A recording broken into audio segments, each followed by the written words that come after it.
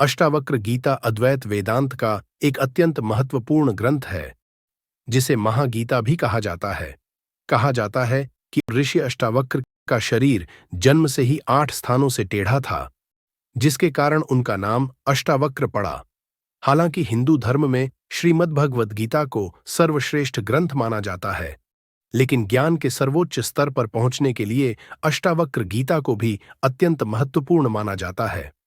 जिस प्रकार श्रीमद्भगवद गीता में श्री कृष्ण और अर्जुन के बीच संवाद होता है, उसी प्रकार अष्टावक्र गीता में ऋषि अष्टावक्र और राजा जनक के बीच आत्मज्ञान पर गूढ़ संवाद होता है। वाल्मीकि रामायण के युद्ध कांड में भी अष्टावक्र का उल्लेख मिलता है।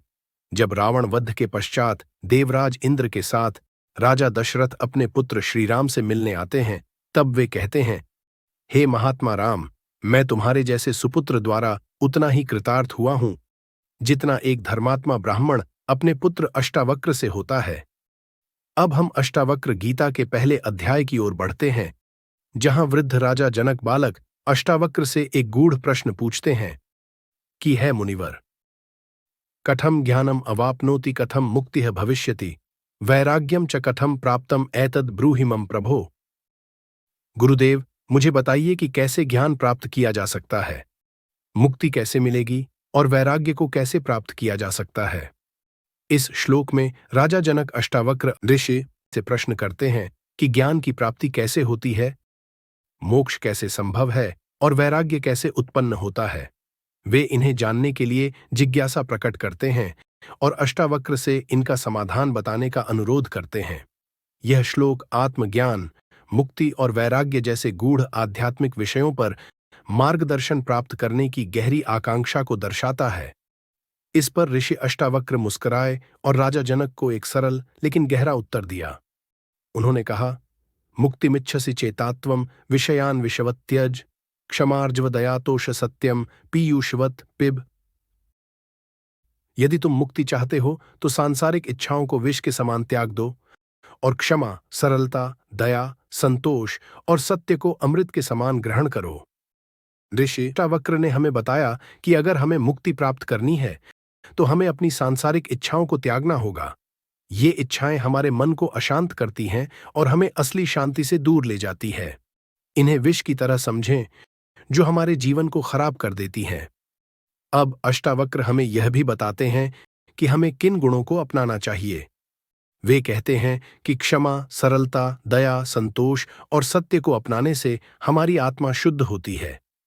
इन्हें अमृत की तरह अपनाना चाहिए क्योंकि ये हमें जीवन में सच्ची शांति और मुक्ति की ओर ले जाते हैं।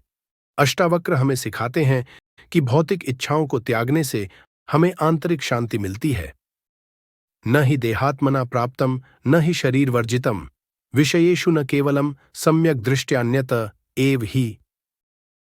इस श्लोक में अष्टावक्र ने यह स्पष्ट किया है कि देह और आत्मा के बीच वास्तविकता का भेद समझने की आवश्यकता है। न ही देहात्मना प्राप्तम, यहां पर अष्टावक्र कहते हैं कि शरीर के माध्यम से हमें आत्मा का सत्य ज्ञान प्राप्त नहीं हो सकता। शरीर केवल एक माया है जो हमें असली आत्मा से भिन्न और अलग दिखाती है। न ही शरीर वर्जितम, शरीर से परे भी आत्मा की उपस्थिति और अनुभव हो सकता है, क्योंकि आत्मा निराकार और शाश्वत है जो शरीर से अलग है। शरीर का अस्थिर और बदलता स्वरूप आत्मा की स्थिरता को प्रभावित नहीं करता। विषयेषु न केवलम सम्यक दृष्ट्यान्यत एव ही।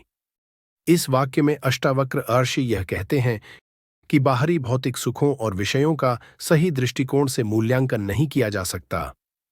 अगर हम केवल बाहरी भौतिक सुखों पर ध्यान देंगे तो हमें आत्मा का सच्चा अनुभव नहीं हो पाएगा।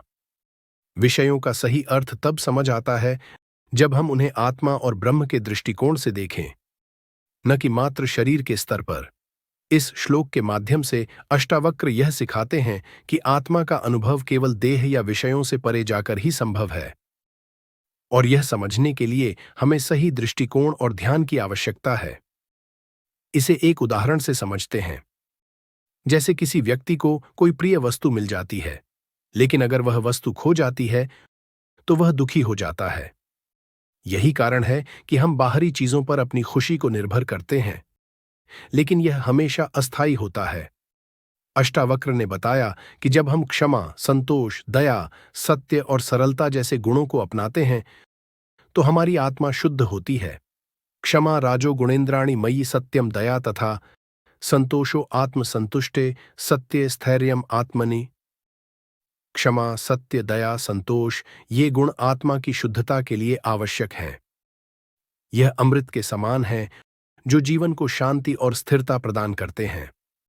इस श्लोक का संदेश यह है कि इन गुणों को अपनाकर हम आत्मा को शुद्ध कर सकते हैं। यह गुण आत्मा को शांत करते हैं और हमें सच्चे ज्ञान की ओर ले जाते हैं। जब हम इन गुणों को अपनाते हैं तो हमारी चेतना स्थिर हो जाती है।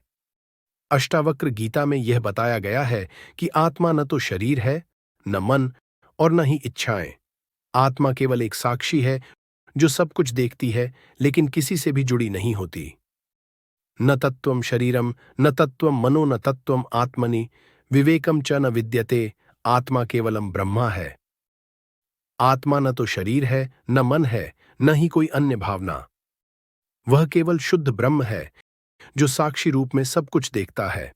यह श्लोक हमें यह समझाने के लिए है कि हम आत्मा से जुड़े हुए हैं, न कि हमारे शरीर और मन से। जब हम इस सत्य को समझते हैं तो हम सांसारिक मोह से मुक्त हो जाते हैं। अष्टावक्र गीता का पहला अध्याय हमें यह सिखाता है कि आत्मज्ञान, मुक्ति और वैराग्य के लिए हमें बाहरी इच्छाओं को त्यागना होगा और भीतर के गुणों को अपनाना होगा। वैराग्यम ब्रह्मवित्तम तत्वम शुद्धम निराकारम शांतम निरंजनम मुक्तम आत्मज्ञानम ततः परम। वैराग्य, ब्रह्म का ज्ञान, शुद्धता, निराकारता, शांति और आत्मज्ञान ये सभी हमें मुक्ति की दिशा में ले जाते हैं। वैराग्यों का मतलब है संसारिक इच्छाओं और भौतिक सुखों से निराशा या मुक्त होना। ब्रह्मवित्तम से तात्पर्य है ब्रह्म का ज्ञान यानी आत्मा की असली पहचान। तत्वम शुद्धम का मतलब है शुद्ध तत्व जो ब्रह्म है, जो नष्ट नहीं होता। निराकारम का अर्थ है निराकार ब्रह्म जिसका कोई रूप नहीं होता, यह अदृश्य और असीम है। शांतम का मतलब है ब्रह्म शांति से भरा हुआ है और निरंजनम का अर्थ है निर्दोष, शुद्ध। मुक्तम का मतलब है मुक्ति यानी सांसारिक बंधनों से स्वतंत्रता। इस श्लोक का संदेश है कि वैराग्य, ब्रह्म का ज्ञान, शुद्धता और शांति से आत्मज्ञान प्राप्त होता है जो मुक्ति की ओर ले जाता है। मान लीजिए कि आप एक कांच के गिलास में पानी भरकर रखे हैं और गिलास में कुछ गंदगी भी मिल गई है। अगर आप उसे हिलाते हैं तो पानी और गंदगी मिलकर बहुत गंदा हो जाता है और आप देख नहीं सकते कि गिलास में कितना साफ पानी है।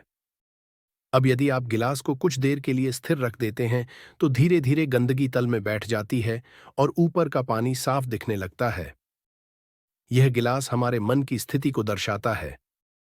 जब हमारा मन संसारिक इच्छाओं और भ्रम से भरा होता है तो हमारी सोच भी गंदी और अस्पष्ट होती है। जैसे ही हम वैराग्य, संसारिक चीजों से निराशा और आत्मज्ञान, ब्रह्म का ज्ञान की ओर बढ़ते हैं, हमारा मन स्थिर होने लगता है और शांति की ओर बढ़ता है।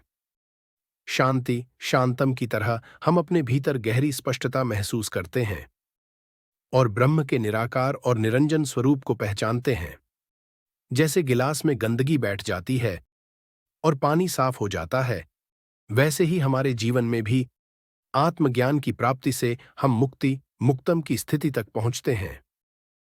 यह उदाहरण दर्शाता है कि जब हमारे मन से भ्रम और इच्छाएं हटती हैं, तब आत्मा की वास्तविक शांति और ब्रह्म का ज्ञान स्पष्ट रूप से दिखाई देने लगता है। दोस्तों, इस श्लोक और पहले अध्याय में हमें यह समझने को मिलता है कि मुक्ति के लिए हमें आत्मा के सच्चे स्वरूप को पहचानना होगा। अगर हम अपनी इच्छाओं को नियंत्रित करें और शुद्ध गुणों को अपनाएं, तो हम आत्मज्ञान की दिशा में आगे बढ़ सकते हैं। आशा है कि आज का वीडियो आपके लिए उपयोगी रहा होगा। अगले अध्याय में और गहरे ज्ञान की ओर बढ़ेंगे। धन्यवाद।